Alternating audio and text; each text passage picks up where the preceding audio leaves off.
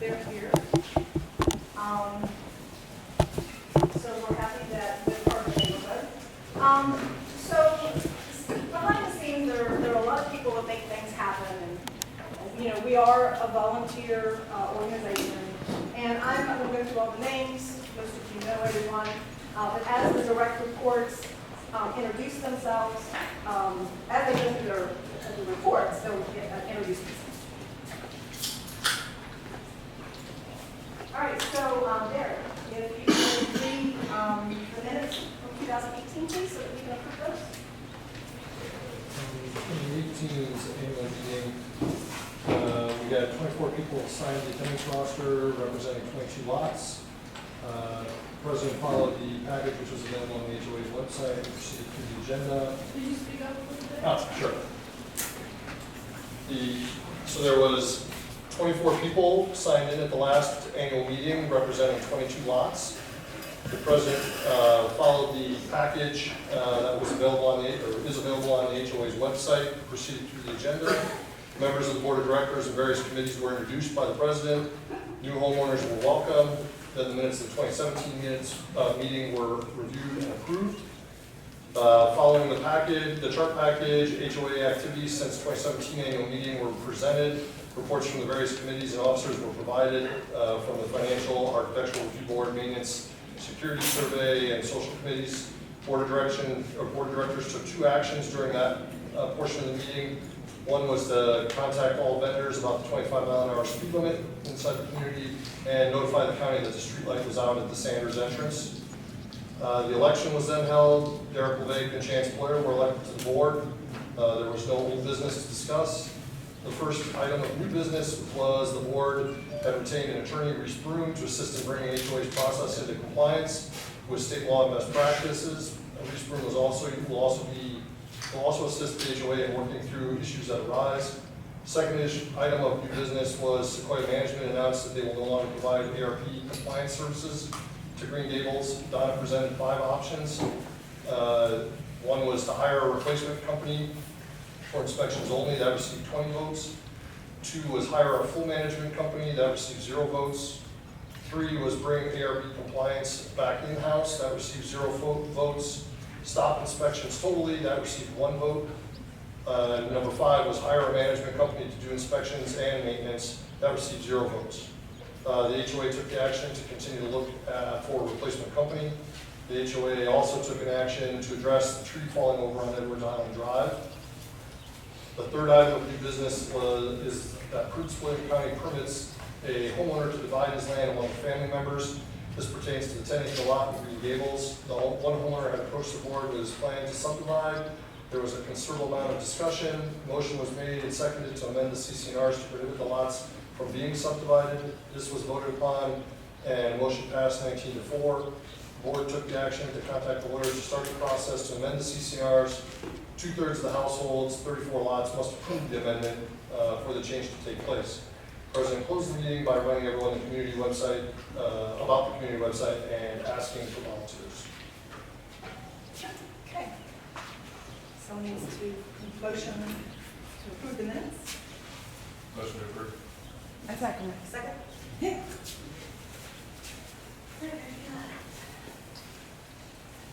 All in favor? All in favor?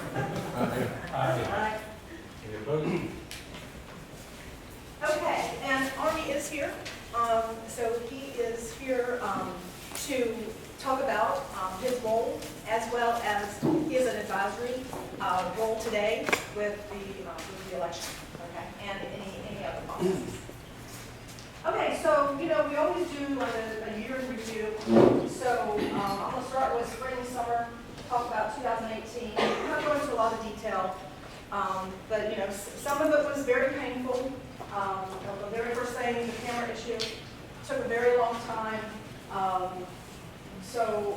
We had those issues.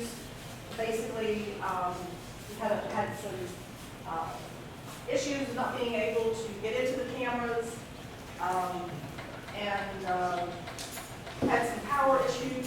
So this particular situation took longer than we wanted it to. Then we also had issues with the gate. We had some power surges, and that that damaged some equipment, as well as we had some exit route issues. And then it brings us to the annual meeting. We had that in June. We reviewed finances and all the committees, of course, gave updates, and then we had the election. And then, as Derek said in the minutes, we talked about the subdivision, as well as ARB inspection company, lease room, and getting the community back to HOA compliance, because there were things that we weren't doing properly. And of course, we continue with normal maintenance and inspections. And in 2018, we reported the CCNR change, no subdivision. We adopted some guidelines for the HOA meeting to help make that a little bit more consistent. And then we, of course, review those compliance changes. Then in the fall and winter, we still had camera issues. And we, again, apologize that it took so long, but we had to find that right company that we felt could help us in the future and have information so that if the board changed hands again, that information would be readily available to them. Unfortunately, we didn't have a fall social last year. We did have friends and family of Green Gables did form as my understanding that they became Green Gables community, and we'll talk a little bit more about that in another slide. Then we continued the normal maintenance and inspections as we always do. We did tracks of the community roads, and we updated our communication policy as well as the document policy. And those policies, of course, as you should know, are on the website, so you can look at those at any time. And then in the winter, fall, the 2019 budget was approved. Okay? And in 2018, we welcomed 4 new homeowners. So let's go ahead and let's do a financial update. Steve?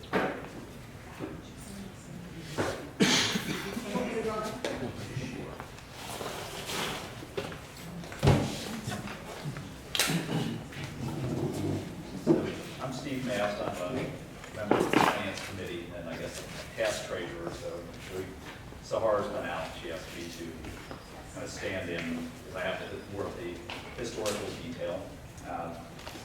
This will be quick. So let's go ahead and introduce the Finance Committee. Yeah, so the Finance Committee, Sahara is she's the treasurer, and so she's the chair of the Finance Committee.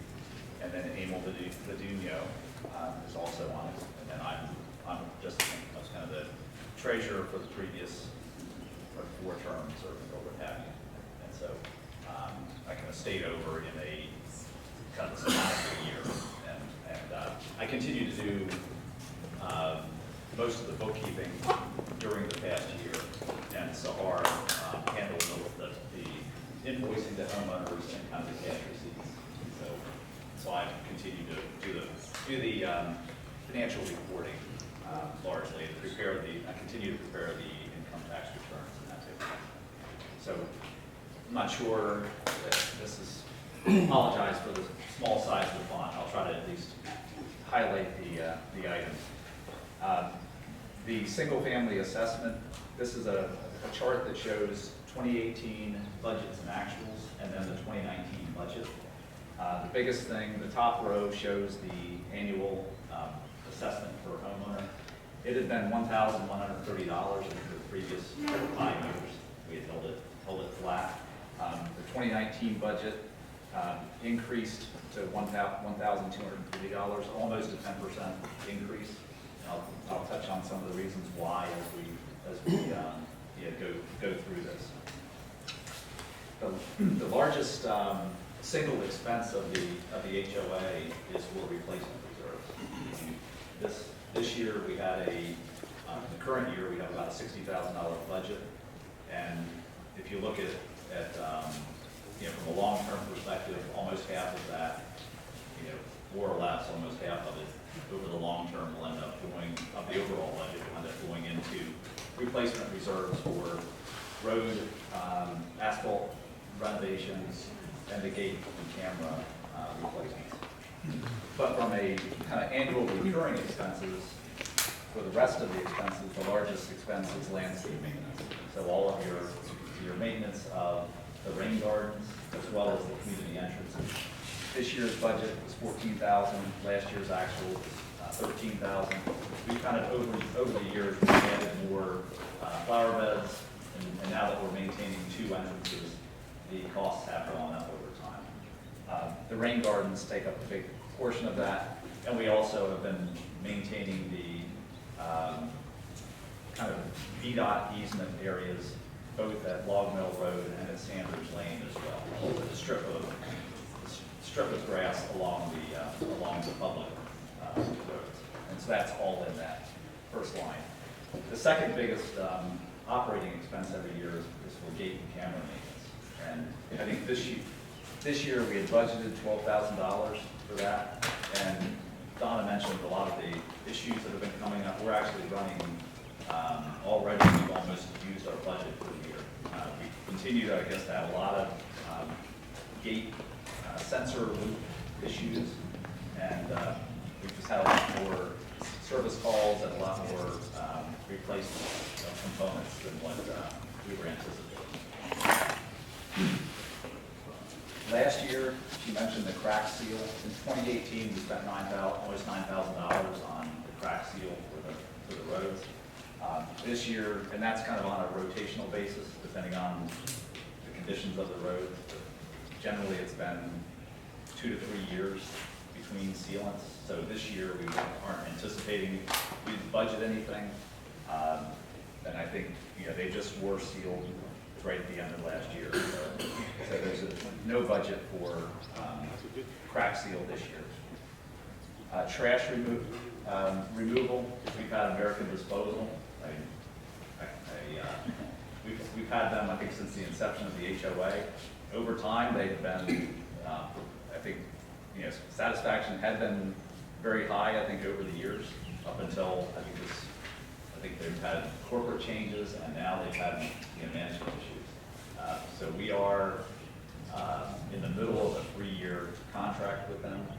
The price has been, we've always solicited bids for every 3-year contract. They were by far the cheapest. We'd also got bids from Patriot and AAA that didn't pass as well. I mean, obviously, when this one comes up, we'll need to, whoever's managing it at that point will need to look very hard at, at a replacement vendor given the quality of service. We speed this up a little bit. Most of the other, the trash removal, since we're under a long-term contract, it's a little less than $5,000 a year for the community for trash removal. The last item I wanted to highlight was management fees. As you know, in the past, we had spent about $3,000 a year for Sequoia to perform the inspections for 6 months of the year. And this year, we made the transition to Army. And in the second half of the year, we've also budgeted for Army to also pick up some of the financial things, some of the bookkeeping and things that I have done in the past. Hey, Steve, Yeah, question. revenue on top, the budget and actual, Yes. the difference of 16,000, what was the source of the 16,000? Is that interest from our money? What made it? No, I should have highlighted that. This is all cash basis. So we had, over time, in general, our community pays their assessments very well. We have 50 homes. I'm just saying in general. There have always been exceptions. And we had a couple of exceptions who had not paid dues for a very long time. Fortunately for us, those were resolved in 2018. And the one in particular resulted in a large kind of recovery of a lot of past due assessments that we have been carrying on books for many years. And so it resulted in a short-term spike in cash infusion, but on a long-term basis. Increase the road reserve from the 26 to 32. Right, because a lot of the past due that was there was for special assessments, which go into the replacement reserve. So that helped both operating and replacement reserve funding last year. Any other questions before we move off this?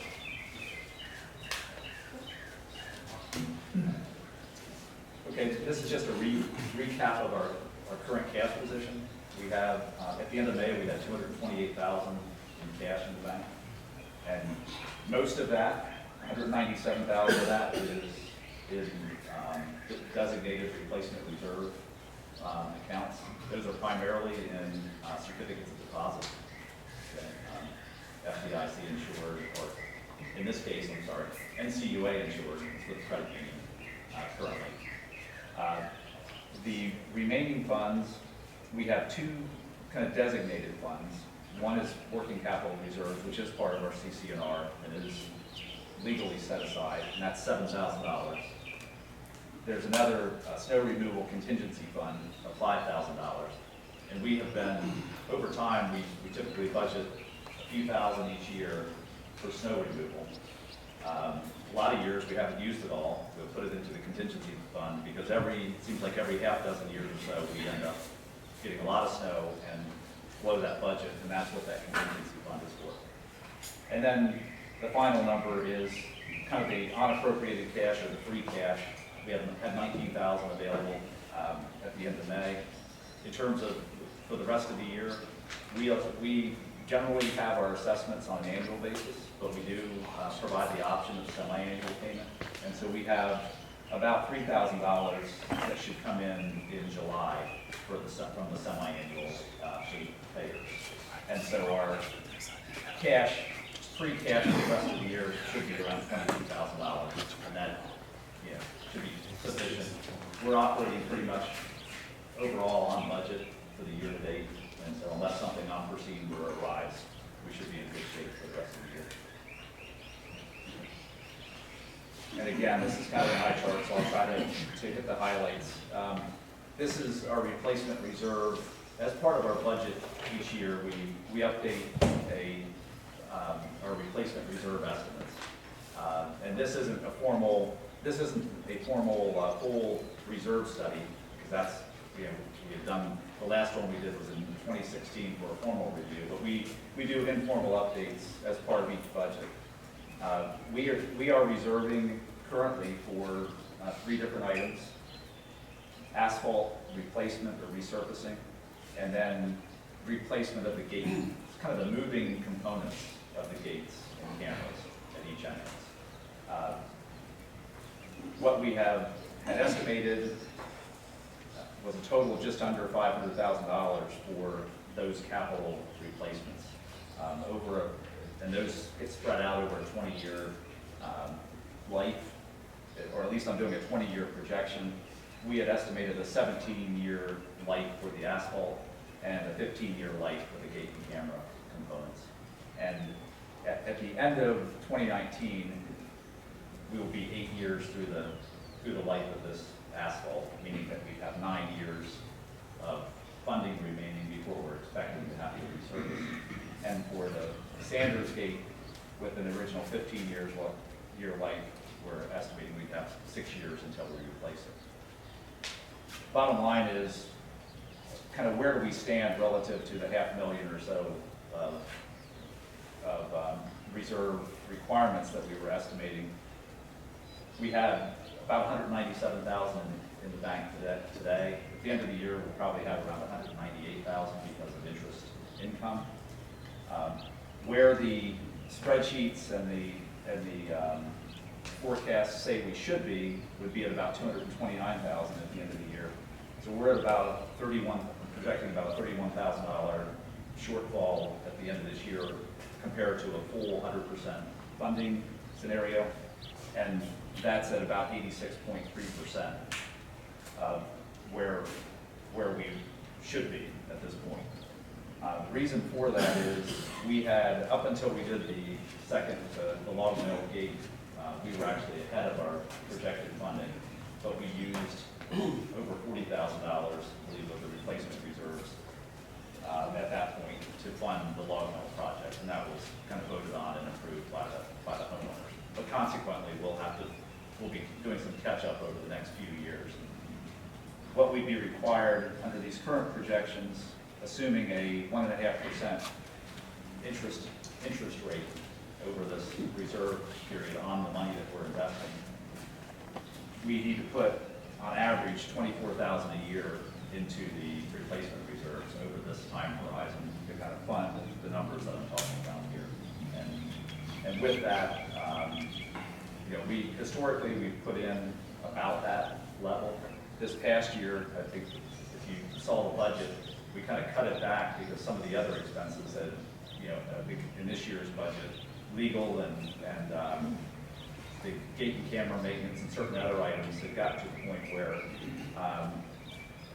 you know, the replacement reserves are the other big area.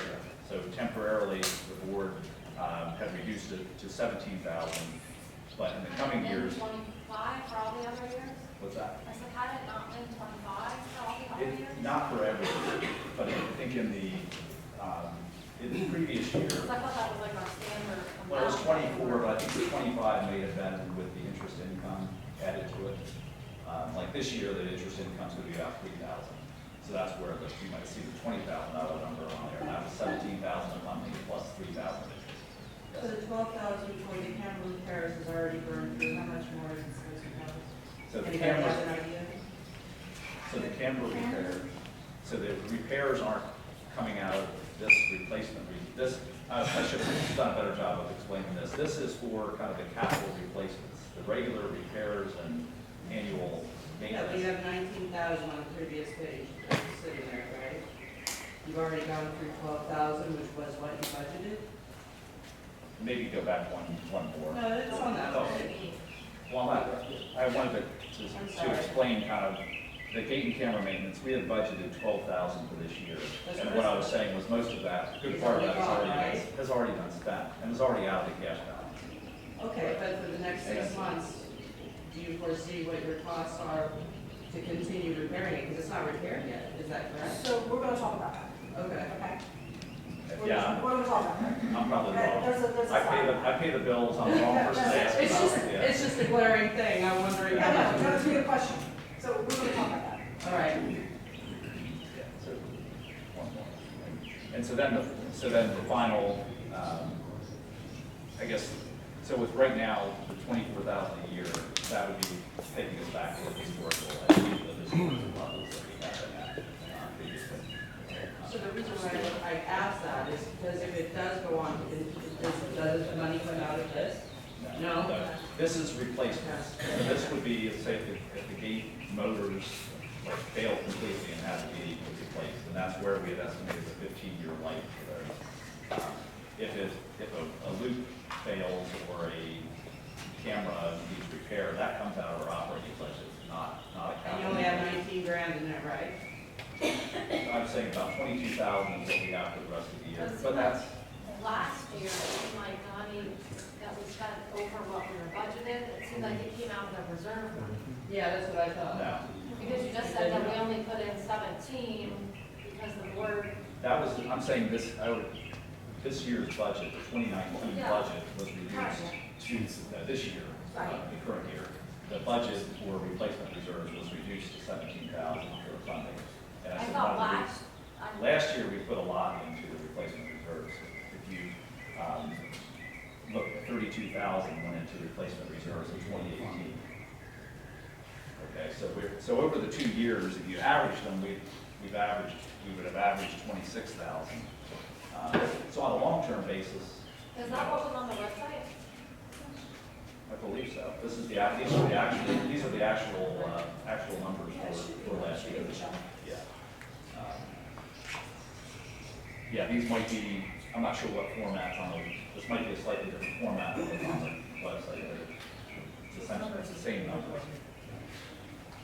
We'll double check. Oh, sorry. Is the price of crude oil the driver for the price of asphalt? It is, and it's a liquid asphalt price, but what I've seen over the years when we've called and checked local prices, even though that is a big driver, but the local guys seem to want to, if it goes down, they still want to charge their price. If it goes up, then they want to justify why the price of oil is driving, so, Don't expect it to go down, is what you're saying. it hasn't gone up much, that's been the good news, because of all the fracking and what have you, it's been very depressed in the last So few what years. kind of, where do you derive the estimated cost of oil in the future? What we had done, and I didn't include the spreadsheet here, but we had gone back and looked at the historical inflation rate for, over, I think, a 25-year period for asphalt prices, and it was a little over 3% a year over that period. So I used that, even though in the last decade, because of all the fracking and the low price of oil, the last decade, it's actually, been flat or down, generally. So projecting But that. I projected it with that inflation rate, because when I got the last quotes from the asphalt companies, they were quoting $9 and some per square yard for 1.5 inch top coat. And I think by escalating at 3% or whatever a year over the remaining, 9 years or what have you, I get to something like almost $12 a yard for the projected price that we're using in this. Can you Now, who update, knows what that, I you don't know. update that each year? I did informal updates, didn't get formal quotes in the off years. This year, all I did was check the market, check one market price, and I looked at liquid asphalt prices. I said, well, they haven't moved much, oil prices are up some, but they're basically where they were a year ago. Therefore, I just kept the numbers where they had down. Okay, thank you. Steve, what was the cost of the repairs of the gate for 2018?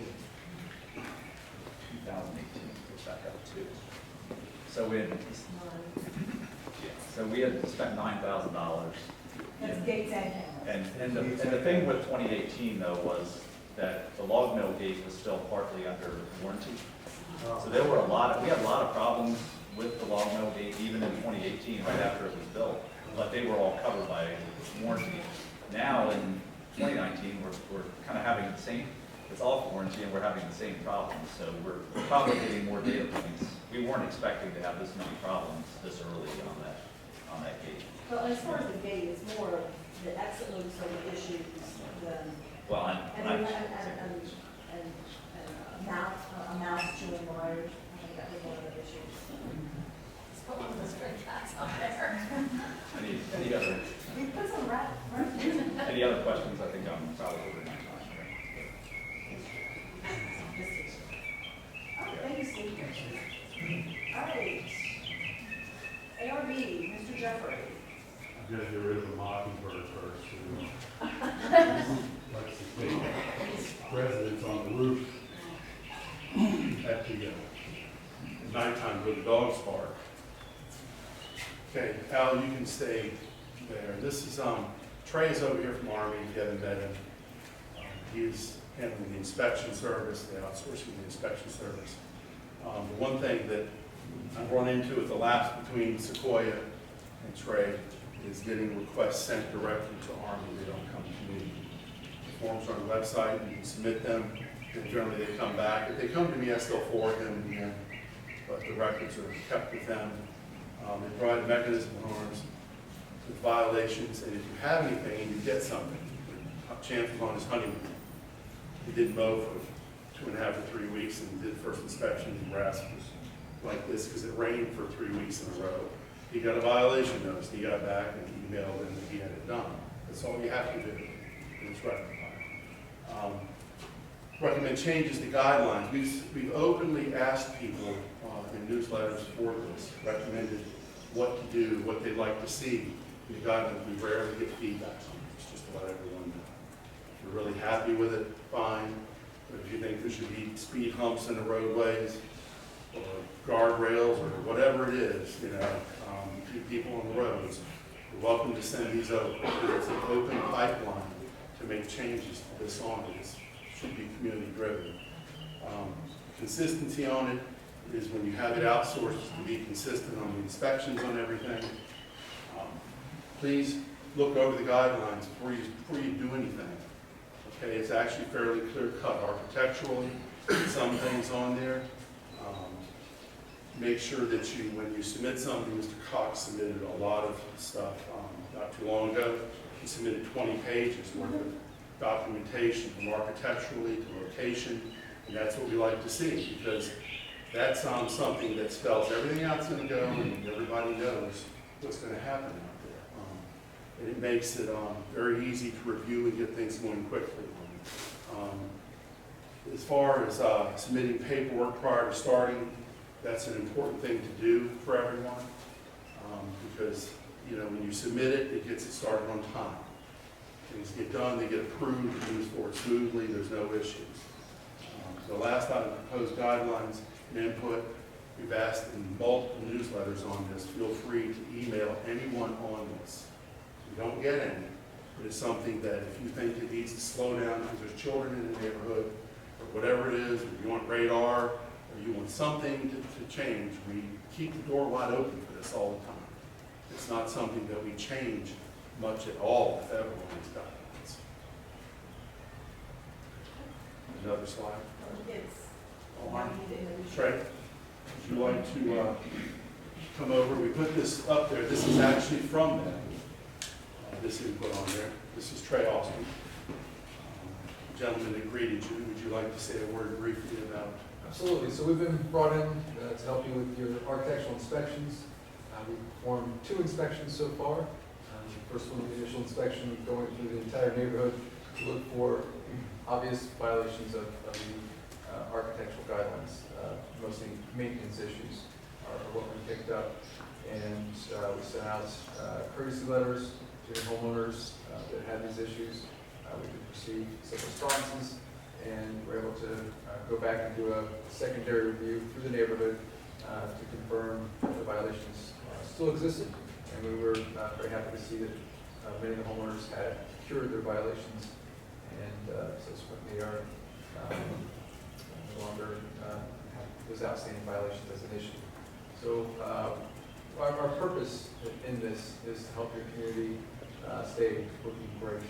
We want you to have that consistency that helps maintain home values, and it does help to sometimes to get those reminders. Someone that's looking at your house for the purpose of helping you help your community might pick up something that you might have overlooked or not noticed as you operate throughout your normal day.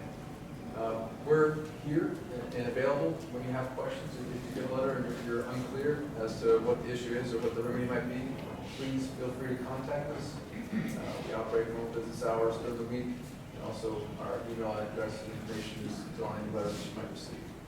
We're very excited to be here and work with you all, and invite any questions or comments you might have this time. And Trey, you've been talking about where they can go onto your website and type in Green Gables and get information. Luckily, it's right here on the screen.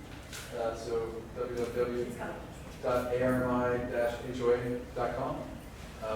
That will take you to a landing page where you will select Find Your Community, start typing in Green Gables, it'll populate, so then click on that link, and it'll bring up some important information about the community, some of the forms that you might need to operate. So you can get the ARB request form on their website as well. Yes. Is that on our website? The Green Gables website? Can it be put on our? Yes, it can be. Yes. It's a good suggestion. And also let everyone know the records. The reason we asked for the submissions and send them to Trey is we recently had scanned and digitized all the submissions over, it's been 16, 17 years. Were sent to Trey and Alan over there, so that we have duplication, digital of everything that was in paper form. You know, there's a lot of staples to pull, a lot of things to scan. It was 10 gigs, I think. So it couldn't be emailed, but it is in their hands also to have backup, so as they go forward, the records are kept in 2 locations at this point, files and digitally with them. And Sequoia was supposed to have done that, they never did. We got stacks of paperwork. She spent a whole weekend scanning stuff to get this put in, but it's important in this age for anybody, whoever's on the board or whoever does anything, for this to be secure and protected in some ways, like your life insurance policy, you scan it, you should have a form of everything in your house put somewhere so that you can show it to them, so everything is handled that way. Okay. All right, Thank you. So we have access to all those documents now? you have access to those. Digital He access. has everything, that's correct. They're all on the Army site now? So, no ma'am, if you're talking about lot files for each individual owner, those are I'm not, talking about all the HOA documents. They've all been, you've gone through the effort of scanning all of them? Are they available, are they transparent now? So what he was describing were individual lot files. So those individual lot files are the information about an individual owner. And no, those are not available for public I'm viewing. not interested in that. I'm interested in the history of the CCNR changes. That is on the HOA's website. He's talking about like if you add a deck to your house and you fill out the form and then that's what he meant. That's what we were just discussing. We don't have all of them. Okay, any other questions? If not, we're gonna go to maintenance.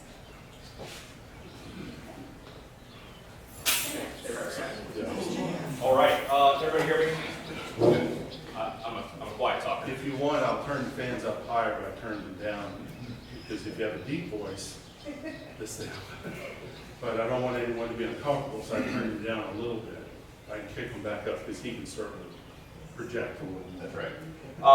Okay, so the maintenance committee is Tony Josos, Virginia, there you are. Jeff Strolls and myself. Typically, the maintenance committee is overseeing the maintenance and improvement of the easements throughout Gables Green Gables community. I don't know where I live. Closely working with our vendors to make sure they're performing to the expectations set by the community, and the committee is charged with getting quotes and overseeing the scope of work for the various projects around the community. This is a snapshot of kind of our biggest vendors. We do have one-off vendors now and again. You know, for example, if we have a company come out and power wash the monuments one time, they're not going to be part of our continued vendor list. So our biggest vendor is Blue Ridge. They maintain the general maintenance of the common spaces. Steve talked about earlier. That's where we spend a big chunk of our annual budget. Mid-Atlantic is probably the next largest. They maintain the gates, doing the repairs and O&M for those. Our newest big vendor, I guess, two big vendors. Force Security being our security camera company that did the installation and now maintains that entire network for us.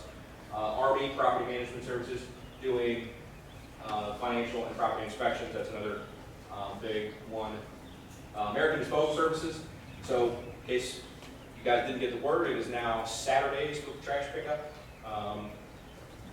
Until further notice. Yeah, they were doing it week by week, and then they had trouble keeping up with their own stuff, so they said Saturdays. So How did we end up with the Saturday time? Does anybody know? You know, I don't. I just think that's the worst day.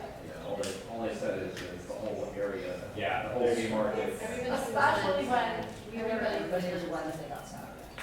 yeah. So this we only is picked up once a week anyway, but yeah. Saturday. This is it's not ideal, and we hope that People we. over or trash out, all throughout the neighborhood. It was great for graduation.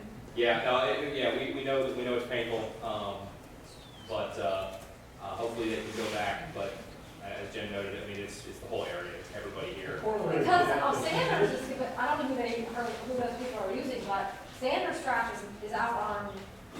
Been having the same problem, they don't have communication and reading. So they've been leaving their stuff. Is this out? I go out there and it's out. So if that's gonna stay that way, there's no issue putting your trash cans out on Thursday and wait till Monday when you're going away for the weekend. I'm serious. I mean, Most people go away the weekend, I'm not here Saturday putting the trash out. I leave Friday for Michigan, so Thursday night when the trash is So gone. I think that's fine in this temporary situation. I mean, Yeah, we have to. I mean, yeah, you can't just have trash stacking up in your garage. So I mean, it's one of those things. It's not an ideal situation, but it's something we have to deal with, right? Ari Martin does our snow removal. They have for years. They do continually come in with the best prices on that. And then Stosh, I don't know his real name actually. This is Stan. He has been maintaining the state right of way on one side of the Sanders gate. So. Okay. Can I have a quick question? Yes. So they weren't separating out the trash and recyclables, and it seemed like they had corrected that. Is that true now? As far as we know, so I know Donna reached out to him and said, hey, you say you're going to pick up trash and recycling, you can't just throw it in the same thing. and they did seem to correct it. It's supposed to be two separate trucks. Yeah, it's supposed to be 2 separate trucks. Yeah, and it was Saturday, I just want to make sure that, I don't We- know, some confirmation. Yeah, we did reach out to them, and they said they would do it, and they seem to have done it. If, that's a good thing, though, if you guys do notice that they're not being compliant, please let us know. We do want to hold them accountable, right? We are paying them, you know, for that service, so we want to make sure that they do, you know, honor that. Okay. This is kind of a quick snapshot of Blue Ridge's stuff. You know, because we spent so much money on it, I thought it was important to kind of go through it. I'm not going to go through every vendor, but basically, Blue Ridge has been maintaining the mulch beds at both entrances, including the monuments and trees in the center island. They do maintain the 10 rain gardens. They will do the mulch. They will clean up any debris. They, you know, maintain it throughout the year. Then they do light weeding or light pruning, weeding. Seasonal planting, so we do pansies in the fall and winter, and beeches in the spring and summer for all you horticulturalists out And there. is there, in the contract itself, does it actually say like they're supposed to mulch fall and spring, or, because I know Yes. this past fall, they really didn't do much to the back gate entrance. The trees had like no mulch around them. They fixed it now, but if we're paying for that in the contract, Well, I think because we actually noticed that this last mulching, it's actually very thin, and that's what they did last year, was thin. So he did come back out and fix it, so we can reach out to them because it was thin. what if they get someone paying attention to it, Oh, they'll yeah. do it, but if they think we're not paying attention, they won't do it. It's true, it's true. So it is a semi-annual. The weeding is it every month or Every month. once a month they come out? All right, I know this is small, but this is kind of the things that, outside of vendors, the maintenance committee does, you know, things around the community as well. Kind of keep an eye on things more for the bigger projects like maintain, like we monitor the roads. We do some light landscaping, watering. Jeff in the drier months had watered many of the plants around here that needed it. You know, maintain the road shoulders, do some weed spraying, things like that. So we try to bring those things in house so we don't have to outsource them for valuable monetary resources. Yes, and so as you guys are all, you know, invested in this community, if you're seeing things, you know, we had a homeowner point out that the monument at the front gate was looking dingy, so we have started, well, we have got a bunch of quotes. I think I have 5 pressure washing quotes that we'll discuss at the next meeting, and work on getting that sorted out. Yes, ma'am. I just had a question about the crack seal because I sit on the road with my 5-year-old. And the crack seal that's done in our cul-de-sac is actually extended, the crack's extended past that little that blurb that they put on it. Is that crack seal? Is that a problem that will need to be addressed? So you're saying that there was a crack and they put the black Yeah, that black tar tar over it smell, and then but it's- the crack is has it continued. extended? I'm assuming that they would consider that a new crack, right? 'Cause they did it. We did go around the community after they came through, identified some areas that needed touch-up essentially, and they came back out and did those areas that we identified. And so basically, once that was complete, they're going to say that their job was complete and signed off on. So So it might be worthwhile to consider doing a crack seal every year instead of just one year. yeah, I think that's something that's been brought up before, and you know, looking at the value proposition of that, it probably works out to be less expensive to do it annually. So that is something that, you know, I think, just kind of as an opinion, I think the board should, you know, look at that going forward, and kind of discuss that being an option. Sir? There's a hillside from the Log Hill Gate up to Shelter Lane. That hillside almost always just looks like crap. Is that Blue Ridge's responsibility to maintain? Are you talking about outside the gate? Outside the gate from the road, from the exit road up to. So that is technically a state right of way. So Oh, it is. 40 feet from the center of the road up, I think it's 40 feet is what our right of way is. So technically the state needs to maintain that.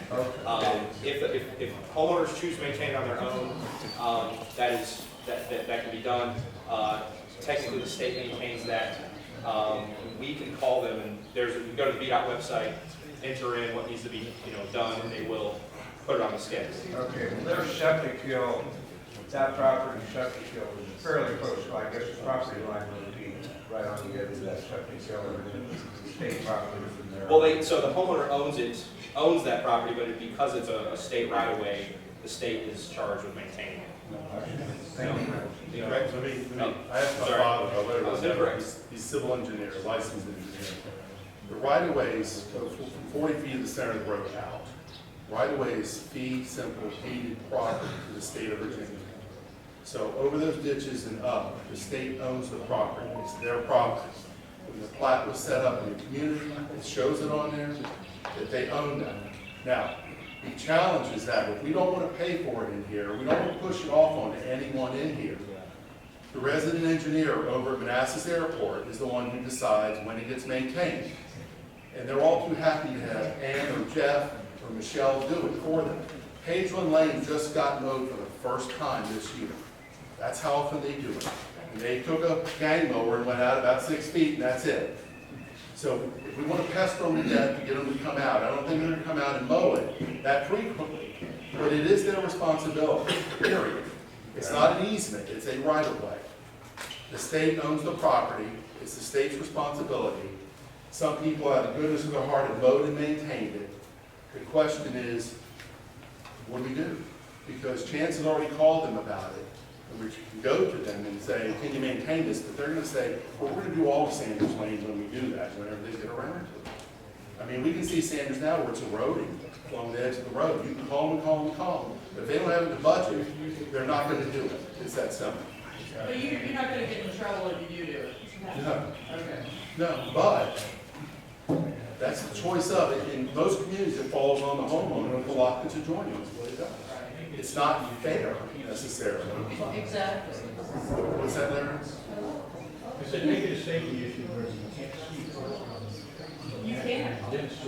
Yes. I mean, hey, Larry, the valid point. I always go out to 15 and turn.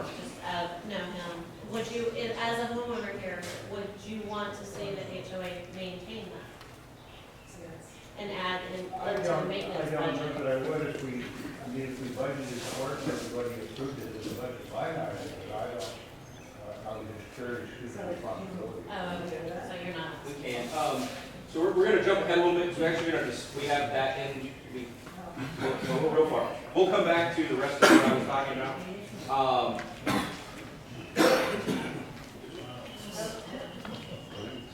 There we go. Okay, so in talking about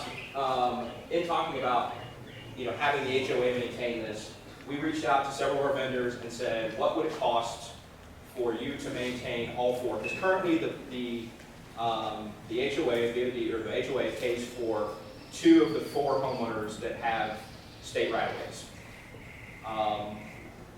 We reached out to our vendors and said, hey, what would it cost for you to maintain all 4 of these?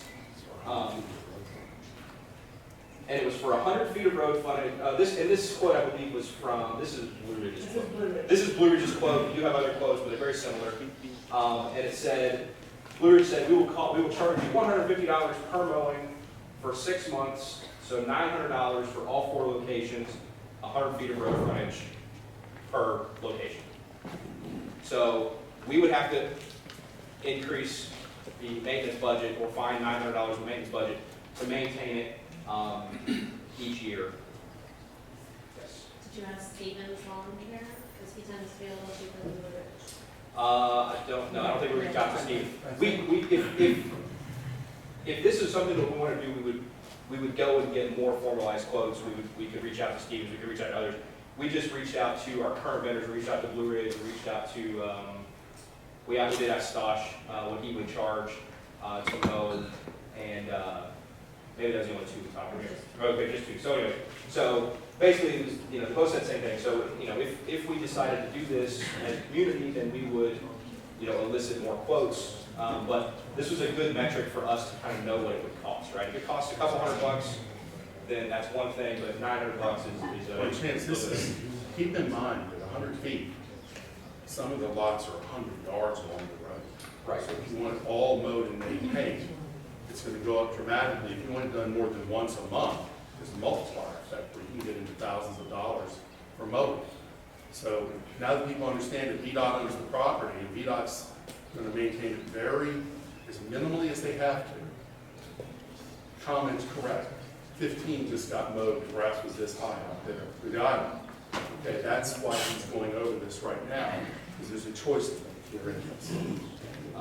Yeah, so, you know, to use Steve's property as an example, you know, he's got a lot of road frontage, goes down there, 100 feet of that is like a third of the way. Probably wouldn't even get past the turning lane, so, that's something we check and consider. How long have you mowed for 2 people? Before I was in the first, I don't know. It goes back before ambulance. Yeah. Long time. As a guess, 5 years, 6 years? As a guess? And we started with Sanders and added Log Mill. Yeah, right. We did Sanders first. It was just for aesthetics. All right, so road shoulders, this has been a constant battle. Specifically Jeff and Dunham, have done a lot to try to fill these in and oversee them. They've made some headway. The worst one is as you come in the Sanders Gate, you come down the hill, come down the hill. Homeowners, vendors, school buses, basically everybody who drives in this community at some point is going to drive off the road right there.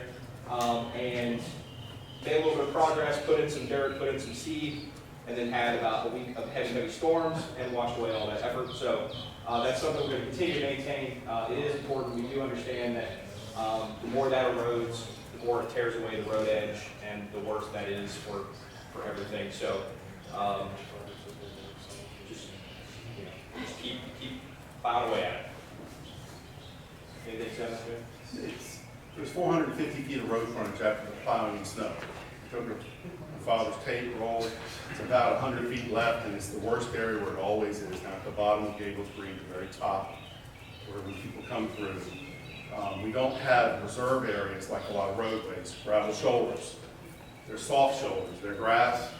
You're gonna put grass in there, I've overseen it twice, but this area is a problem down at the bottom when it storms and people drive off the road. You can see the tire tracks, they go off. It's not that it's a big drop off like on Sanders, but I filled it in.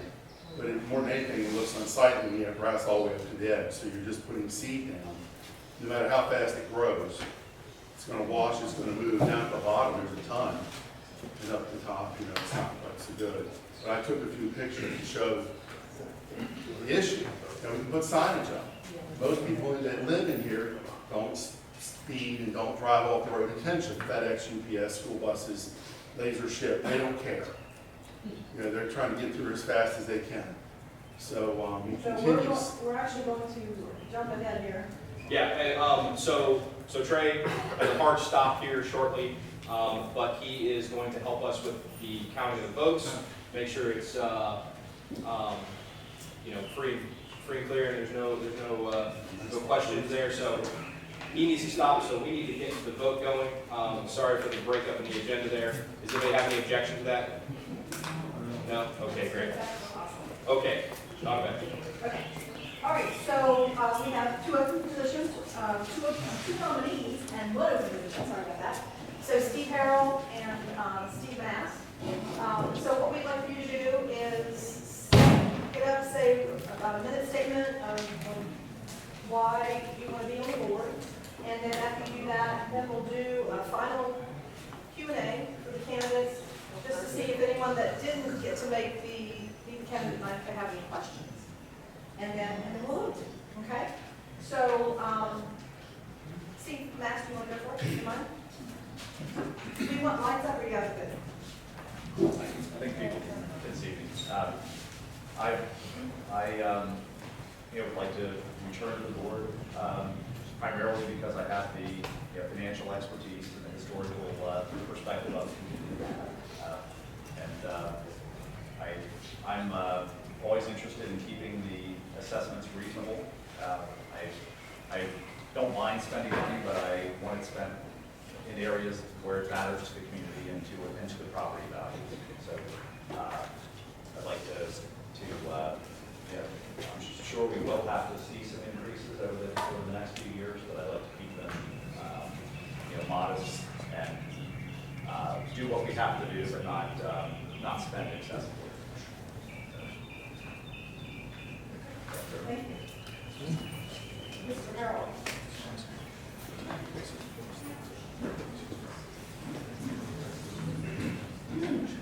Everybody.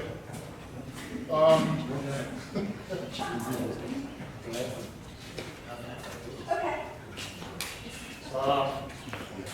The assessments, Mr. Masters referred to, I think everybody's interested in, keeping our assessments low and reasonable. Certainly I am. We're gonna have a real problem with that down there, when we get a record year, because we are way underfunding our reserves. We are not, we're not funding our reserves to an adequate degree for our road replacements. We're missing some components off of our reserve study, which case really haven't done a reserve study that professional third party company. Going to try and just bring some balance to the board and an opinion that may be different from others, but I think that that's healthy. As long as everybody is is able to have an open and reasonable dialogue, then we're going to be in good shape. One thing that I did want to address real quick, there's been some the notion that one of the only reasons that I was running was because I was specifically interested in reversing the declaration change that occurred last year. And that couldn't be further from the truth. If the only reason that I was running for the board was to reverse the declaration change that occurred, I wouldn't be running for the board.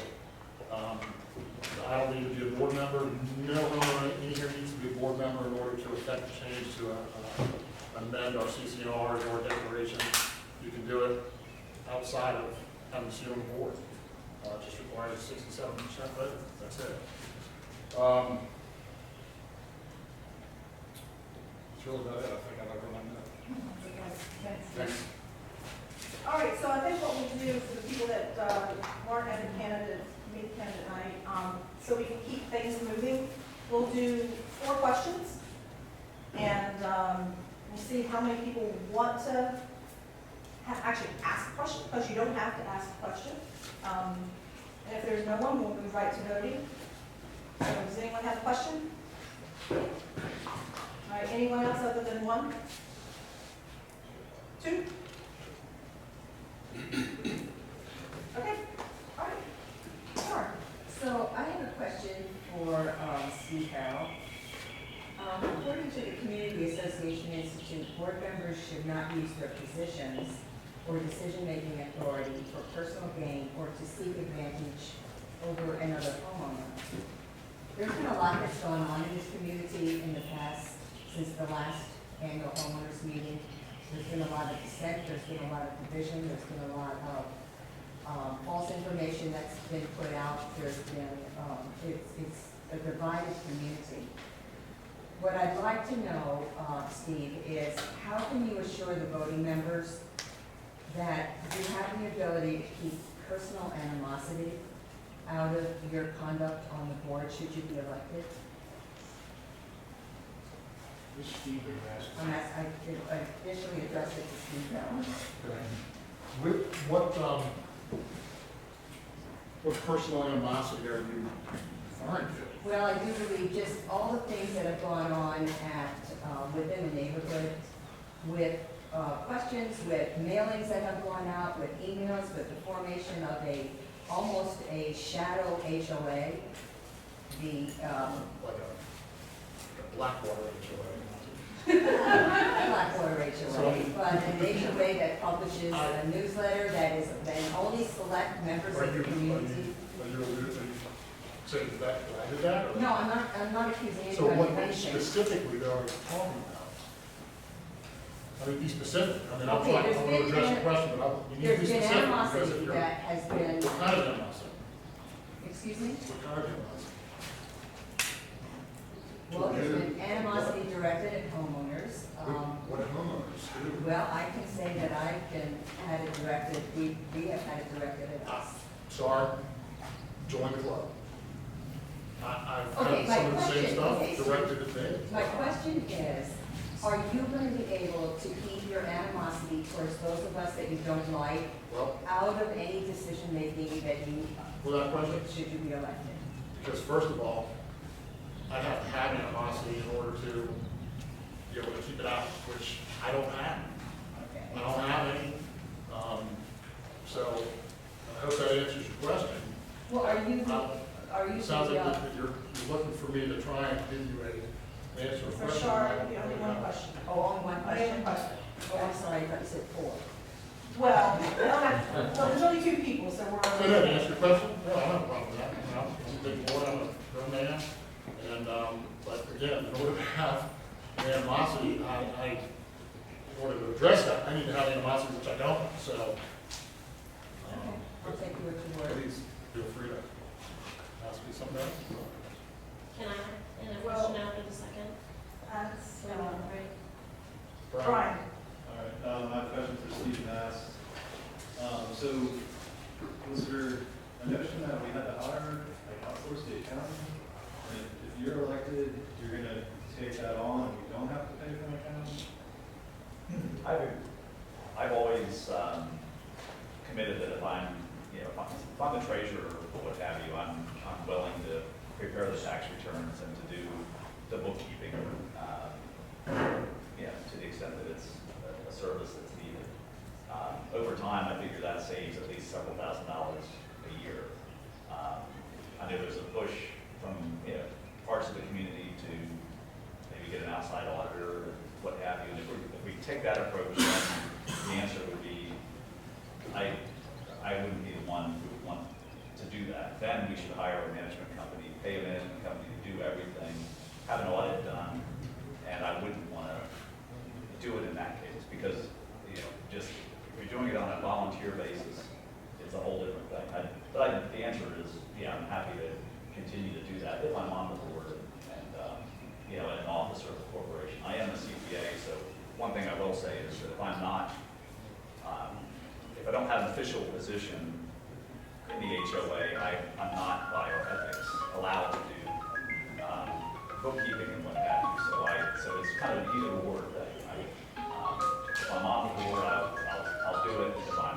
If I'm not, then you know we'll have to hire someone, or another member of the community could step up, you know, or another member of the board could step up and do it as well. But no, I am well.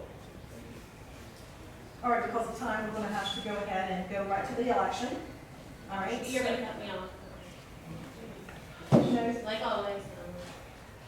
Jim, you did speak at the actual meet the county tonight, so you had your time for questions, okay? But we do need to have respect Army's time, okay?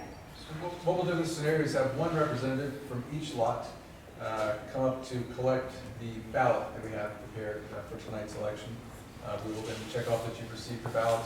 There are a number of proxies that came in with directed votes that we will account for as well. For the balloting and the counting of the votes, what we're going to do is have one board member participate in that balloting, and I'd also like to have one homeowner participate in that balloting along with me. So, I don't know how you want to set that. We didn't know we were gonna be here, so we set a proxy. That's Do okay. we let that go, or do we do this and forget about So what will happen in that case, and I think there's probably a lot of people there that did that, and it's great that the proxy should always do that. When you come in and check off that you've received it in person, that will then set aside your proxy vote. So your in-person voting supersedes your proxy vote. So I have to in-person vote if I attended, if I'm here, I have to vote. No, ma'am, if you decide that you want to just let your No, I want proxy, my proxy to count. So you don't have to vote. So you don't. Okay. And it still counts my proxy. Absolutely. if you don't pick up your ballot in person and you have a proxy, that proxy will be counted as your vote. Okay. And you have the proxies right there, so we can. Yes, ma'am. All right, so, Volunteer, if you want to Yeah. volunteer for a home. yeah, let's do that. Who would like to help with the election? Just to put an eyes on it, okay? Anna Marie? So before the start, if you guys will just come up with one member from each slot, as each slot gets one vote, and we will issue out a proxy and check off each receipt. So on the left-hand side here, if you start and check that the person might receive the proxy. I'm sorry, yes.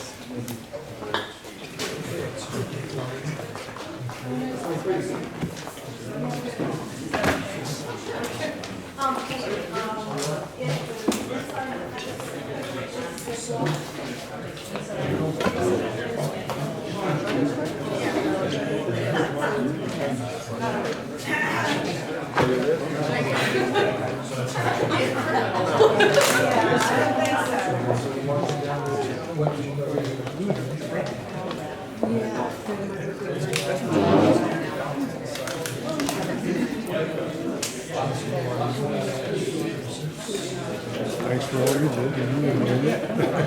I'm sure you feel.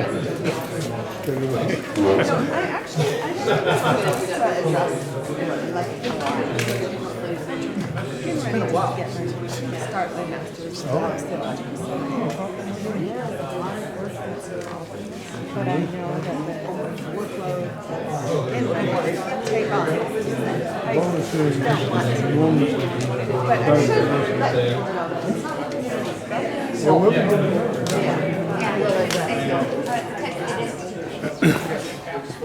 That's a great question. Once you complete your ballot, please bring it back to this table, and we'll turn it in here.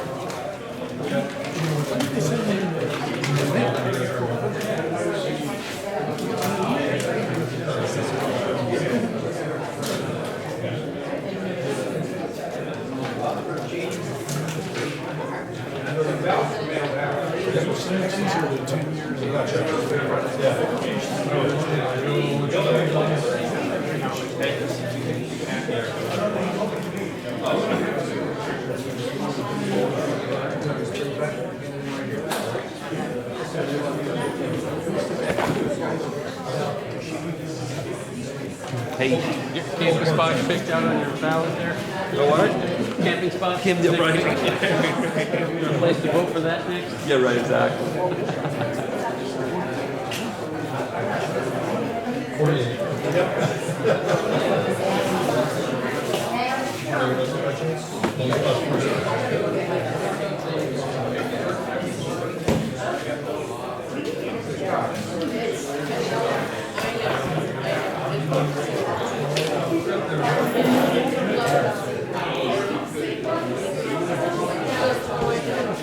Do you guys have do you guys want which way do you want? Okay. And then what did you say? Oh, they're Tiffany.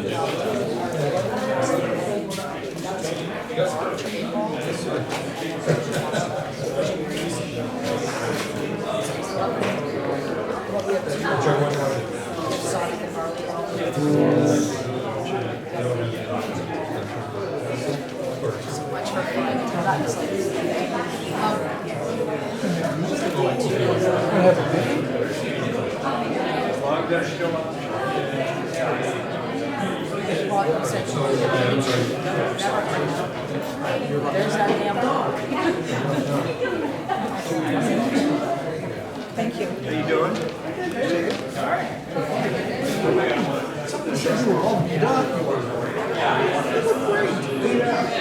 Oh, shut up, Peter. We got all kinds of operations.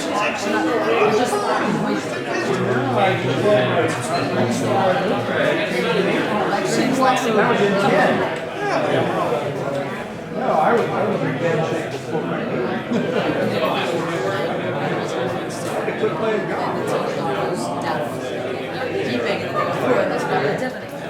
But they probably wouldn't use it against C or that. I almost got up when he was explaining like the first thing he was he's already doing all this. All he's gonna do is so working.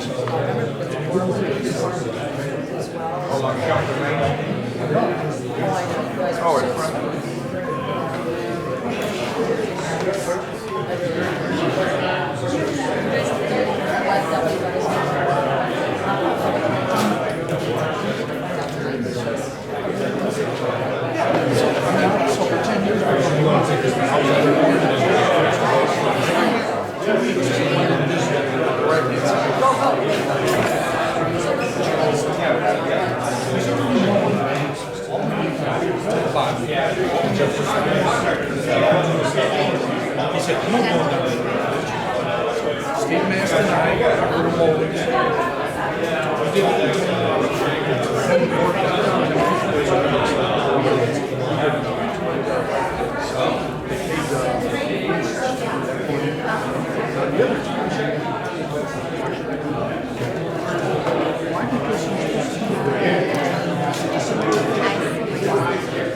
They will feel like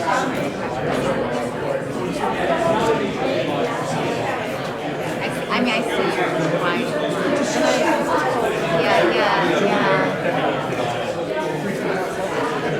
There's a lot of drama. No. I feel fine about it.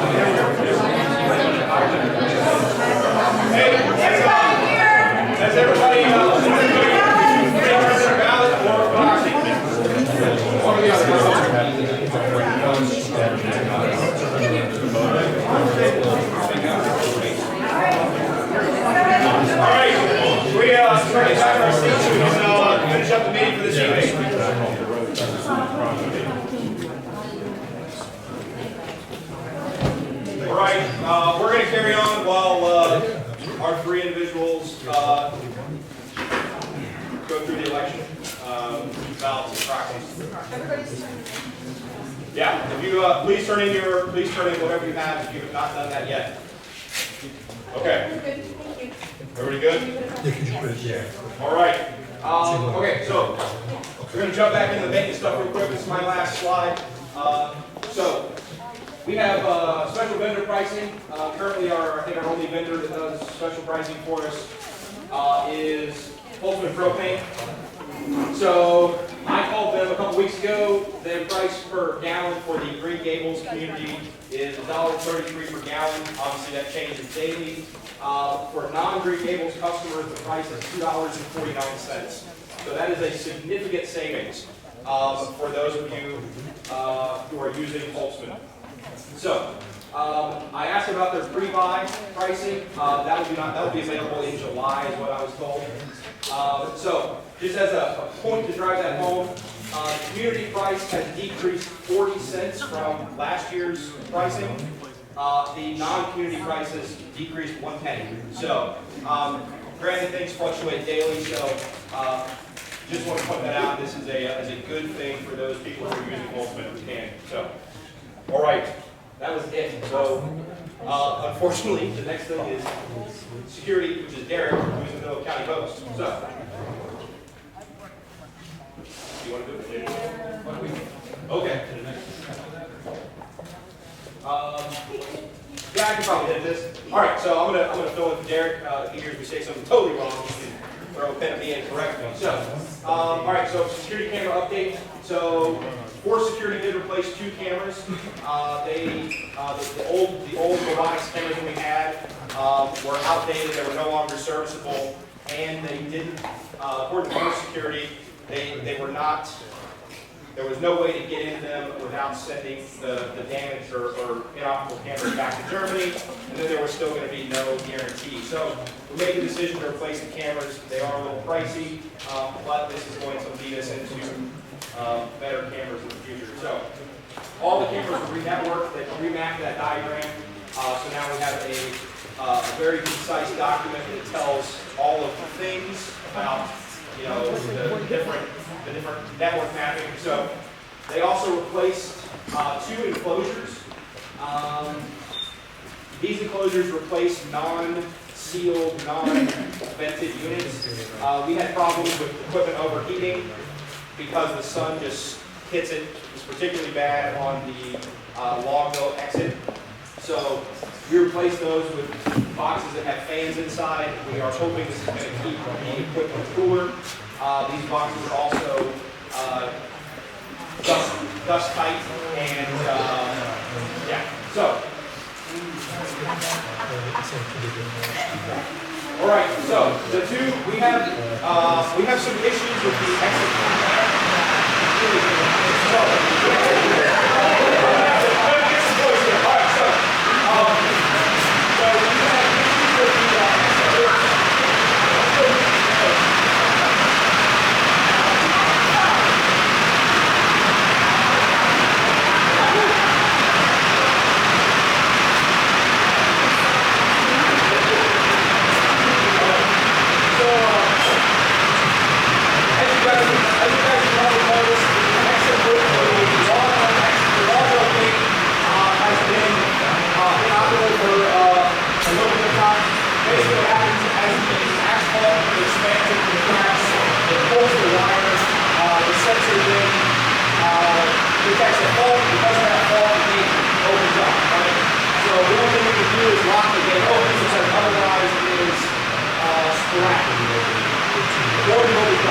So the solution that we have is we have two exit loops. We have one exit loop that's further back, so this is at both entrances. We have one that's right closer to the gate.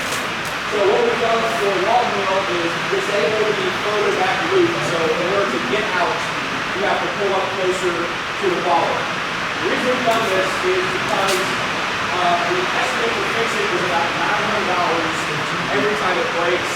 Broken 3 times in the last year. So we're coming to a point where we have to decide if we want to continue fixing this and repair it every 4 to 6 months, or we investigate other options. So most communities only have one exit loop, and that is the one closest to the gate. Another option is if you go to an above ground system, it uses a sensor. So the reasons for that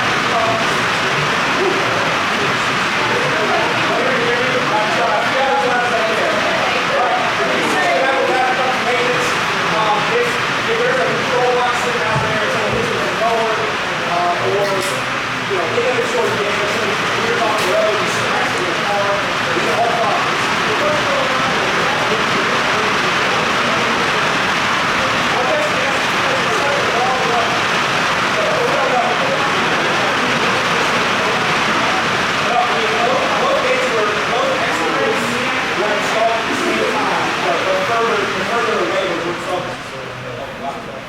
How about now? You think maybe you can meet him?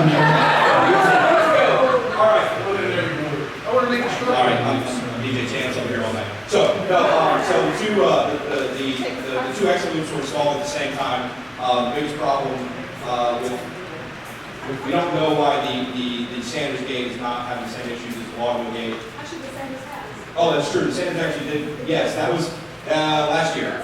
Oh, okay. Sorry. Confusing. Anyways, nonetheless, we kind of have some options, and we have to decide as a community and as a board what we want to do, what's in the budget.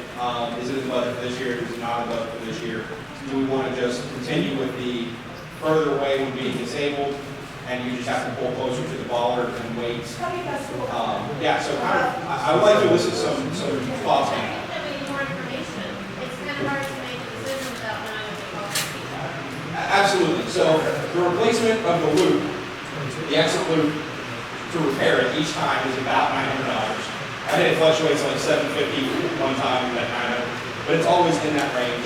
I don't think we may or may not have gotten an above ground. Okay. Yeah, maybe it's not here. Yeah. So the above ground option is around $1,200. That is not going to have issues with heating and cooling of the asphalt breaking the sensor, but you have a box sitting on above ground that could be hit by a mower or a car. Is it a laser? It's some sort of beam. We don't have the full tech specs on it. We can go that route as well. And we're not here to make a decision, right? We just kind of want to highlight to you guys why the gate was open for a while, and now, the decisions that we face as a community and what we want to do about that. So, also, we have an inoperable keypad at the log mill gate, standards, as on the log mill gate page. So we have an inoperable physical keypad at the standards gate. But we do have two keypads, right? So we have the digital keypad, and then we have the inoperable physical keypad. That physical keypad is no longer supported. They don't make parts for it anymore. They don't. So Mid-Atlantic did find one on a secondary market, and it was going to cost them about $700 to get that, and plus labor to install it. The only thing is we don't really need it, right? We continue to use the digital keypad, but that's another expense that we have to understand. If people want a physical keypad for any reason, that's what we have to do to get one back. This graphic's a little hard to see, but basically this kind of outlines where these exit loops are. And then the bollard is here. It's impossible to see by all of you in the audience, I'm sure, but there it is. Well, there's always people messing around with physical keypads. Is it possible to put, I don't know, tape or something on there, or it's just always people? Yeah, I used it like 2 days ago because I was trying to do it. We could obscure it. If we decided that we didn't want it anymore, what we'd likely have done is have it actually removed. That way it just wouldn't even be there. But that's, once we make that decision, we'll go forward there. Okay, I think that is the quick and dirty with the security. Does anybody have any questions before we drive on to the next? Yes, sir. Is there an option to have some sort of a proximity sensor instead of buried wires? If I can just interrupt for 1 second, does anyone have a ballot outstanding? We're getting ready to start tallying. No? Thank you. Also, on the back gate, I mean, my craft. Wait a minute, I'm waiting for an answer to my question. Absolutely. So the proximity sensor would, I guess, be the above ground system. So it would essentially install kind of like a garage door sensor where it would be a box on either side of the road that would, shoot a beam, and then as a car or anything, trip that sensor would open the gate. The downside of that being they're above ground and could be damaged by any number of things. So are they market size sufficient? Potentially. I don't know. We don't have all of the full details on it, so I would hate to say yes or no, but they're not going to be subject to the expansion and contraction of the asphalt like the buried wires are currently. That shouldn't be a big engineering issue. I mean, the county has looked at stages of buried wires at intersections. I agree. For a lot of years. We have been perplexed as to why it breaks every 4 months. Well, I guess they're not doing a DDOT application. They're just doing a regular cut. They're just sensing the vehicle. Yeah, so now going forward, if whenever we pay, we can correct that problem by doing it properly with some kind of conduit, and that would stop that. Yeah, that makes a good point. So when we did this, we installed them in existing roads without cutting out a big section of the road or a big strip of road to do it, at a full, and the cost would have been associated with that would have been increased. So, okay. I don't remember asking for not. Did it thought to ask them what they asked about for a while, because the regional code, and how the wire, through the road, wire, the farm. No, that's great. That's a great suggestion. That's something. Right. We should be looking at all options going forward, which is why we didn't want to make any sort of decision about repair until we had an opportunity to talk to the community, because if it breaks once, you fix it and you go on about your business. If it continually breaks, you need to reevaluate why it's breaking and if there are other better solutions out there. So the long mill gate, you have to be actually on it. Is that going to be addressed sometime in the So that's kind of what we've been talking about. So the only, we have options, right? We either don't fix it and we have to pull further up like you do now, or we solicit other options, and that could be fixing the further back gate or further back section. It could be installing some sort of further on, it could be installing some sort of gate across the road. So we just need to explore all the options before we make a decision.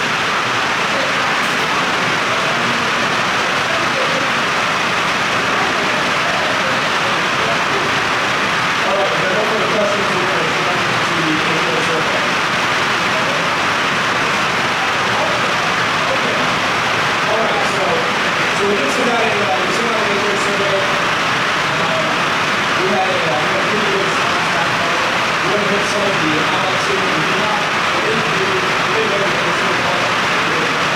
We didn't go to the highlight. So when the question about whether we had a nice response. So, do you feel the newsletter is informative? So we have pretty substantial return back to the guests, the newsletter is informative. Almost, we count, over 72% said yes, the newsletter is informative. We only have a few people that felt it was not informative. Yeah, 96% of them count sometimes. Okay, so the board increased frequency of communications with the community. How satisfied are you with the amount of information the board has been providing? Once again, we had about 86% of people come back and said they're satisfied with the amount of information the board is putting out. We put out more information with direct feedback from the community. They want more information. We saw that we were not putting out as much information as we probably should. We try to do our best to increase that, and there's always room to improve.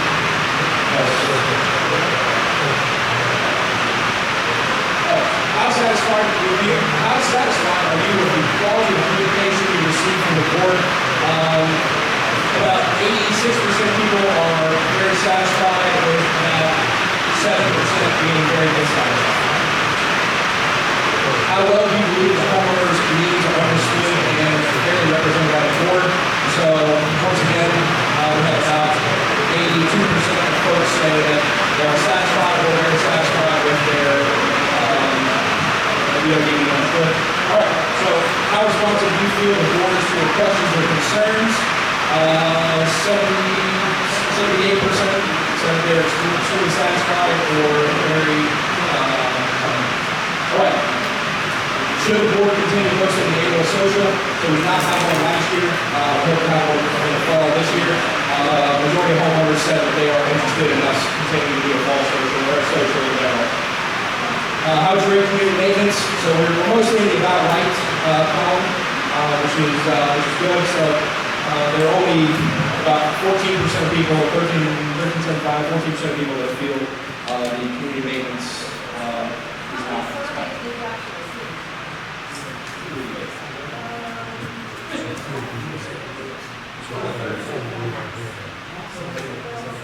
Is that from one homeowner? Like if my husband and I both send it, you count it for two? No. And we count one for one? Yeah, one for lots. But is the 86% of those responses 86% of the 30 or 86% of the neighborhood? No. Only 86% of the people who return the survey. So 86% of 29. All right. So then the last question we had was what day are you most likely to attend the board meeting? Most people said weekday evenings. It seems like we did that and we had a good turnout. So that'll probably be a question going forward, I would assume. All right. We also had some comments. We had some constructive comments like be less involved, keep the community better informed, concentrate on what is best for the whole community. We also had some positive comments about the board, thanking the board for their service. We also had some comments that want us all to just be around. So, all right, social media, not doing this one. All right, Jen. So, Jen, would you like to do social media?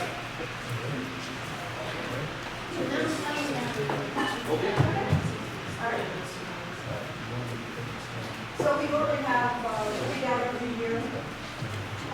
That's the annual meeting, of course, and then we have a social, and we try to have a town hall meeting. The last few years we have not had that. But we'd love to get back to that because, again, it's another opportunity to hear from the community.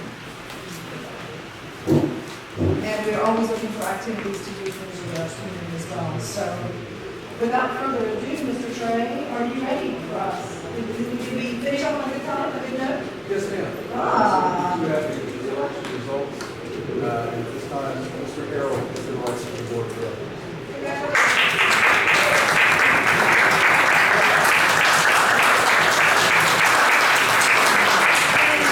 Congratulations, Steve. Welcome to the board. And before we go anywhere else, Sahar wanted to kind of talk a little bit about why she chose to step in. It's been a pleasure serving you guys. It's been wonderful working with the board and working with the finance committee, with Steve Mast and I just wanted to let you guys know that I was stepping down, not because of any disgruntled or anything, but I decided to pursue my master's degree in Dallas Theological Seminary, which they have a campus in Prince William County. Prince William campus. So I knew that the workload and the amount of work that goes into being a board member here, I just wasn't going to be able to balance that. So I wanted you guys to know it's been a pleasure. They work so hard for you guys, every one of them, on each of the things that they do. So let's get back to doing some fun things and doing social media. Steve, welcome, and I just wanted you guys to know where I was at.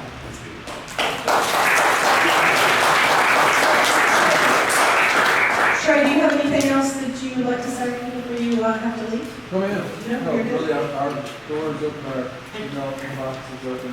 Please, holler if you have any questions. All right, great. Thank you so much for helping tonight. We appreciate it. My pleasure. All right, so let's see.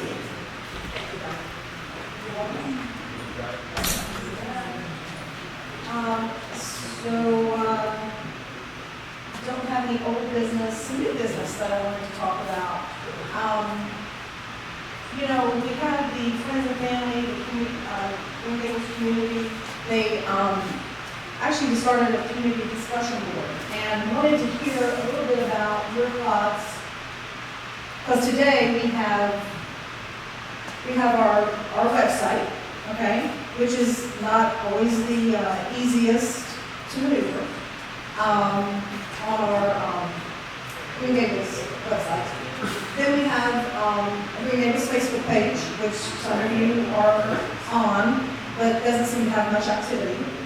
Then we have Nextdoor, and there's a little bit of activity on that, but you know, it's not anything huge.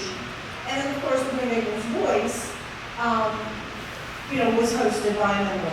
So what we would like to hear from you is what type of communication on a discussion board would you like? Did you like the format of the Green Gables Voice? Is there another type of communication board that you would like to have? So any feedback for us?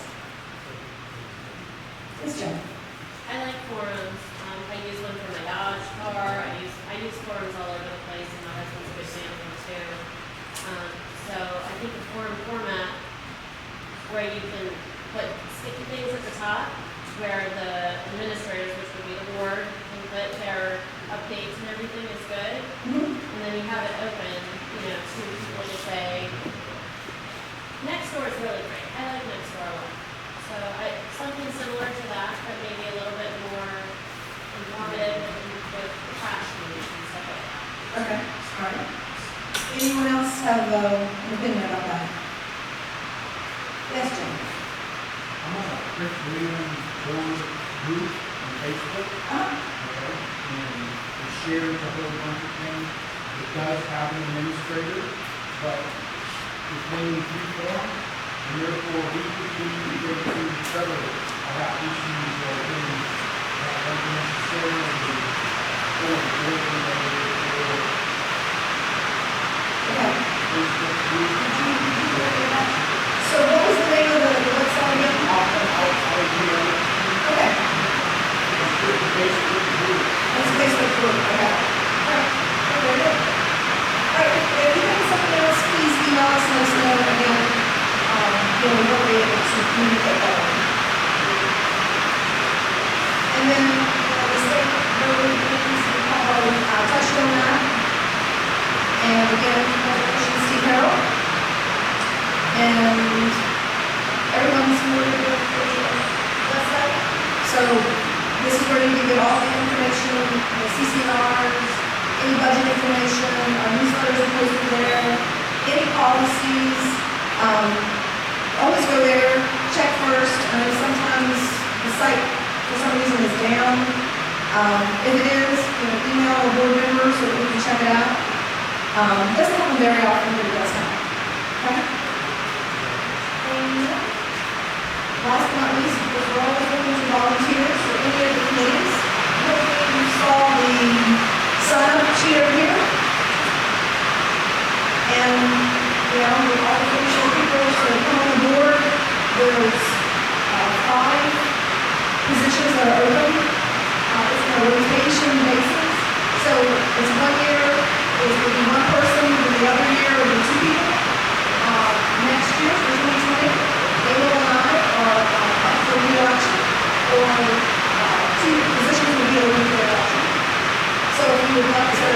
going to run to the board, you're going to start thinking about that. And kind of go into all of your, opportunities in that. And last but definitely not least, before we adjourn, we would like to say that this is a bar. We really appreciate your service and your, the comments that you bring and just the love that you have for your fellow members. We really appreciate all your help.